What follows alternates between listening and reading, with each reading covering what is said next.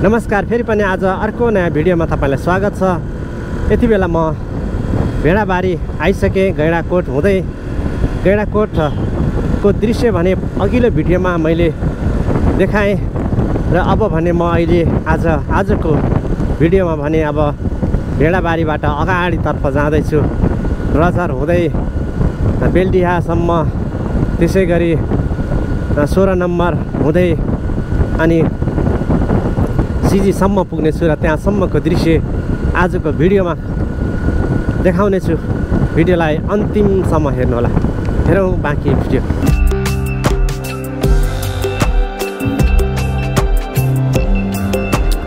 अहिले म थुम्सीको जङ्गल काट्दै भेडाबारीतर्फ आइसकेको छु र यहाँ भेडाबारी आउँदै गर्दाखेरि थुम्सीको पश्चिम साइडमा अहिले भने केही दूरीमा पिच बनिसकेको छ भने यो अहिले म भएको चाहिँ पहिले बनेको पिच हो र यसरी यहाँ पनि अब दुवै साइडमा पिच बन्दै गएको छ।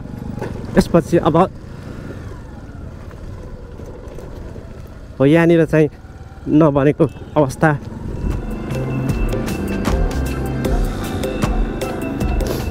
यहाँबाट चाहिँ अलिकति पुल छ दुवै साइडमा र यहाँ बनेको छैन र यस्तै ठाउँमा मात्रै नबनेका दृश्यहरू हुन्, होइन भने लगभग अहिले सबै ठाउँमा पिच बनिसकेको अवस्था छ।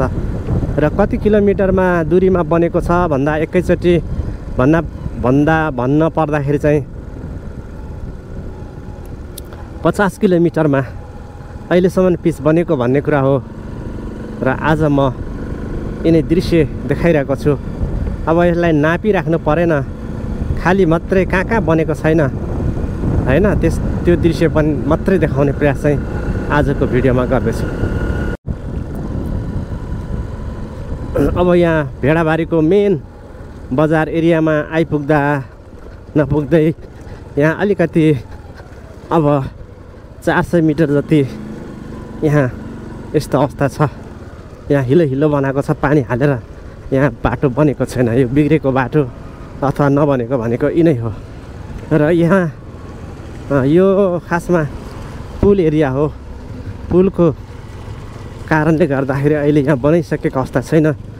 त्यसकारण पुलको साइडमा बनाइसकेपछि बल्ल अनि यहाँ बनाउने होला। लगभग अहिले चाहिँ यस्तै देखिएको छ यहाँ। अब यता वन साइडको यो पिच भेडाबारीकै हो, देख्न सक्छौँ।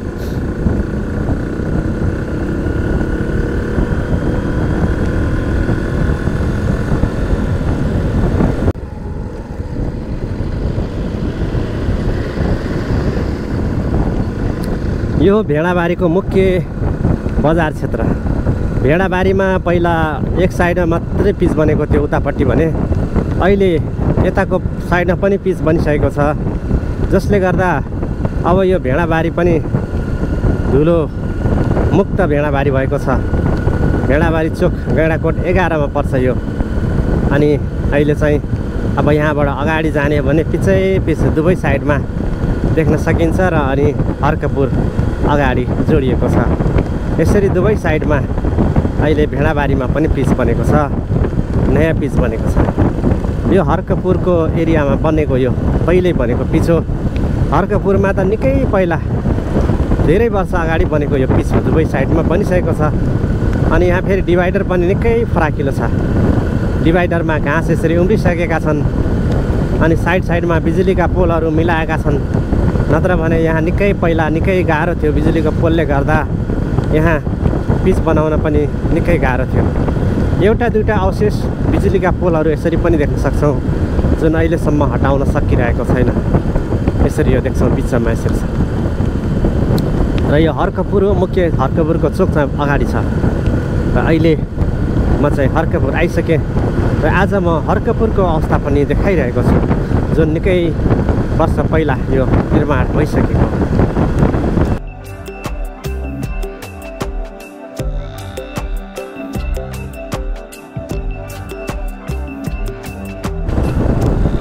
यहाँ तपाईँले हाम्रो हर्कपुर चोक भनेर गैँडाकोट 11 भनेर देख्न सक्नुहुन्छ। म नरोकिकन अगाडि बढेँ, जे भयो नि। यो हर्कपुर चोक हो। यो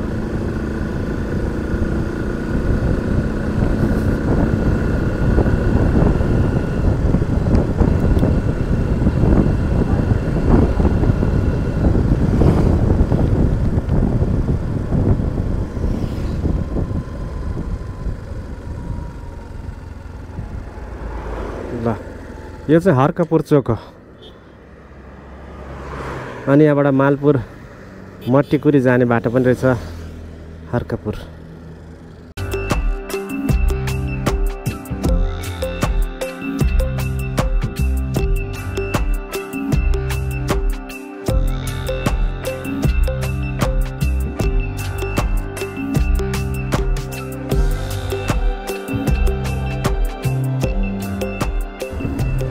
हर्कपुरबाट यता लागेपछि यो पिच छोड्दै अब बेल्डिया बजार हो यो। अब यहाँ बेल्डियामा पनि बल्ल सब बेस बनाउन लागेको छ। हेर्नुहोस् यो सब ग्रेड बनाइसक्यो। अब यहाँ एक साइडमा भयो नि सब बेस बनाउँदैछ। निकै ढिलो पछि हो यो। अब यहाँ लगभग पुल र यो गरेर 1 किलोमिटरको दूरीमा यो यस्तै छ बाटो सडक। अब यहाँ पिच बनाउनको लागि चाहिँ विभिन्न लेयरहरू बनाउँदैछ। 7 वर्ष पुग्ने लाग्दाखेरि देखेँ भन्नु पर्यो। यतिमा माटो हाल्न लाग्यो यति धेरै वर्षपछि भनेपछि निकै पछि रहेछ यो ठाउँ।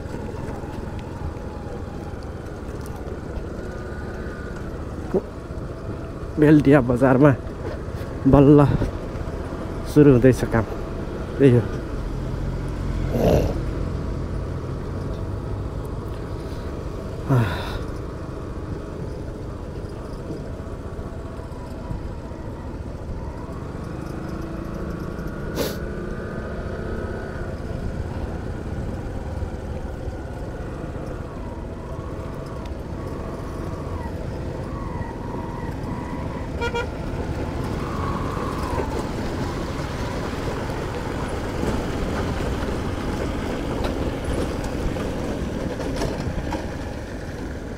यहाँ चाहिँ पुल छ। यो पुलले गर्दा पनि अब पछि परेको यो ठाउँ पुलको नजिकै दुवै साइडमा चाहिँ बल्ल पुगेको छ। उतापट्टि झन् अझै बाँकी छ। अब यो पुल कटेपछि चाहिँ अब अर्कै उता चाहिँ अमरापुरी भन्छ यो ठाउँलाई। अमरापुरीको पनि यही पुलले गर्दाखेरि अलिकति भागमा चाहिँ पिच बने छैन। यो पिच नबनेको भाग है। म आज पिच नबनेको भाग पनि देखाइरहेको छु। यहाँनिर अगाडिपट्टि अलिअलि काम भएको छ है। जति भएको छ त्यति नै हो भन्ने पुरै भएको त छैन। अब यो अमरापुरी आइपुग्यो। अमरापुरी पछि 16 नम्बर गैँडाकोट नम्बर 16 भन्छ के अरे। यहाँ यति ठाउँमा चाहिँ बनाउँदैछ। नत्र यहाँ बर्खामा त गाह्रो हुन्छ यो यति बनाएन भने त।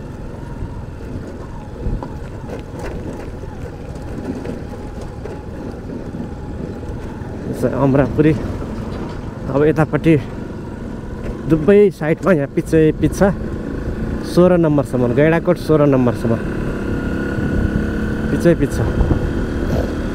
यहाँ चाहिँ डिभाइडर निकै फराकिलो छ। घाँस उम्रेर पनि यस्तो भइसक्यो।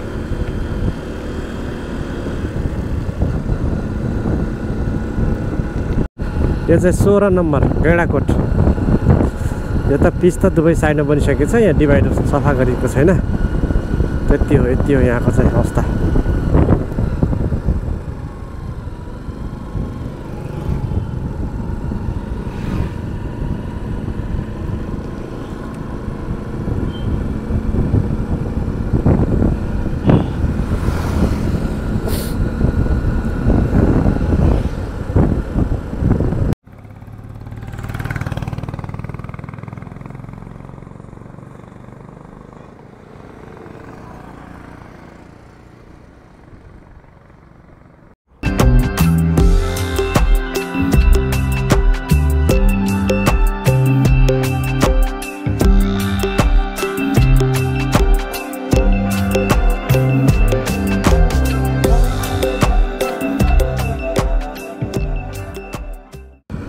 गैँडाकोट 16 मा छु अहिले म यति बेला।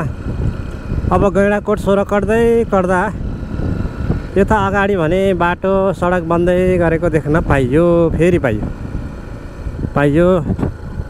यहाँ पनि अब बेस बनाउँदैछ। म चाहिँ यो गलत बाटो आएछु। हैन गलत बाटो आएछु यहाँ पनि बनेको थिएन यो 16 नम्बर गैँडाकोट हो यो 16 नम्बर गैँडाकोटमा पनि अब यसले बन्दै गरेको अवस्था देख्न पाइयो ल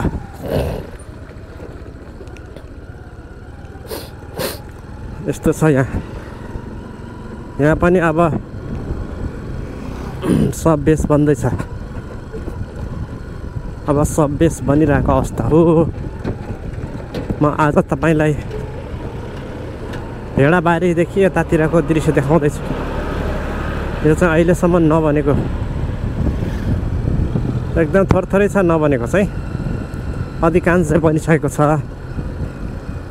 अब यहाँबाट अगाडि गयो भने चाहिँ सिजी आउँछ सिजी अब त्यहाँ सिजीसम्म चाहिँ सिजीमा फेरि बनिसकेको छ है पिच चाहिँ यतापट्टि चाहिँ यस्तो छ अहिले खाना खाने बेला भएकोले रोकिएको छ अब धेरै काम गर्ने भनेको डोजरले हो यहाँ झरे पुल अगाडि हो गैँडाकोट नगरपालिका चाहिँ सकिन्छ गैँडाकोट नगरपालिका यहाँ सकिएपछि उतापट्टि भने अर्कै नगरपालिका राजहर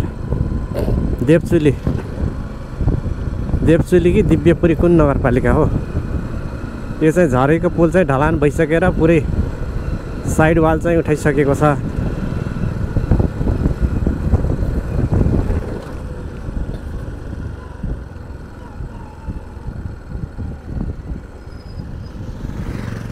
झरे खोला पुल रहेछ अब यता झरे खोला पुल कटेपछि यहाँनिर फारम भन्ने ठाउँ हो यो फारममा पनि पहिल्यै बनेको यो दुई साइडमा पिच बनिसकेको छ फारममा अब यो पुलको साइडमा यति हो यहाँनिर नबनेको चाहिँ अरू चाहिँ बनिसकेको छ यतापट्टि यहाँनिर जम्मा गरेर राखेको छ कर्सर उद्योग छ यहाँ यही सडककै लागि हो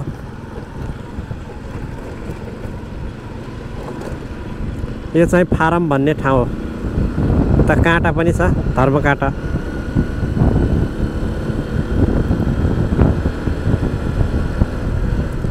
आज फेरि घाम चाहिँ निकै चर्को छ घाम निकै चर्केकोले अब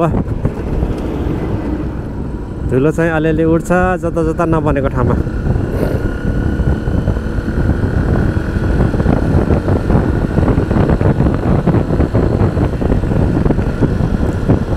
ल फारमको पनि दृश्य यही नै हो दुवै साइडमा यो धेरै पहिला बनिसकेको अवस्था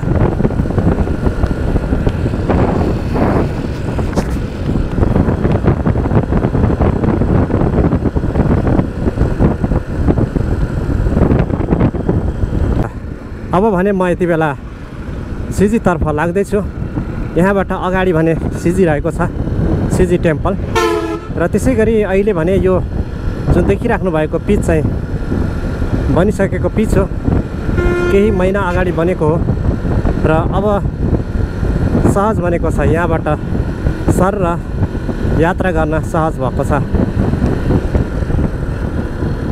यहाँबाट सर र दलदलेसम्म अब पुगिन्छ र दलदलेमा के छ दलदलेको अवस्था त्यो अवस्था पनि आजको भिडियोमा देखाउने प्रयास म गर्नेछु भिडियोलाई हेर्दै गर्नुहोला र आज म सिजीसम्मको दृश्यलाई आजको एपिसोडमा समावेश गरेँ भिडियो हेर्नुभयो तपाईलाई धेरै धेरै धन्यवाद फेरि पनि अर्को एपिसोडमा भेट हुने नै छ तबसम्मको लागि म बिदा हुन्छु हस्त नमस्कार।